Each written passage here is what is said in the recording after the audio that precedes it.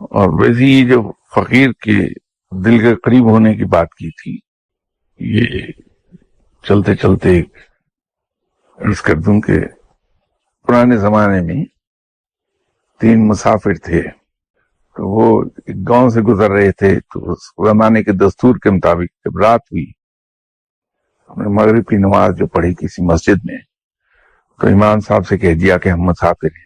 تو اتفاق یہ کہ گاؤں بہت چھوٹا سا تھا، بڑے غریب لوگ تھے، تو امام صاحب نے اناؤنس کر دیا کہ صاحب 3 مسافر ہیں، انہیں کون مہمان کرے گا رات بھر کے لیے۔ غریب لوگ تھے بیچارے، 2 صاحب، انہوں نے کہا کہ ایک مہمان میں لے جاتا ہوں، دوسرے نے کہا ایک میں لے جاتا ہوں، لیکن تیسرے کے لیے کسی نے آفر نہیں کیا۔ تو جب لوگ چلے گئے تو امام صاحب نے کہا کہ اب میں ہی باقی بچا ہوں، میرے مہمان تم ہو جاؤ، تو میں گھر جا رہا ہوں، تو تمہیں جا کے میں کھانا بھیج دوں گا۔ امام صاحب گھر گئے تو کوئی بیگم صاحبہ ذرا جلالی ہوں گی، گھر میں جھگڑا ہو گیا۔ اس جھگڑے میں امام صاحب بھول گئے کہ میرے مہمان ہیں اور میں نے کھانے کا وعدہ کرایا تھا۔ سردیاں تھیں تو مہمان بیچارہ انتظار کرتا رہا اور سردی میں کانپتا رہا کہ بستر آئے گا اور کھانا آئے گا۔ نہ کھانا آیا اور نہ بستر آیا۔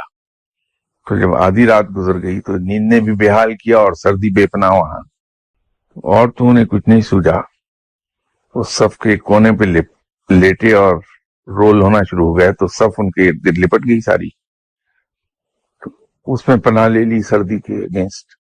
تو جب صبح فجر کے وقت لوگ آئے، وہ اس کے 2 ساتھی بھی آئے، پوچھنے لگا کہ کیسی رہی گزری رات تمہاری؟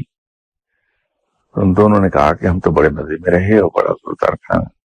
پھر اس سے پوچھا کہ تمہارا حلیہ بگڑا ہوا، کیا ہوا تمہیں؟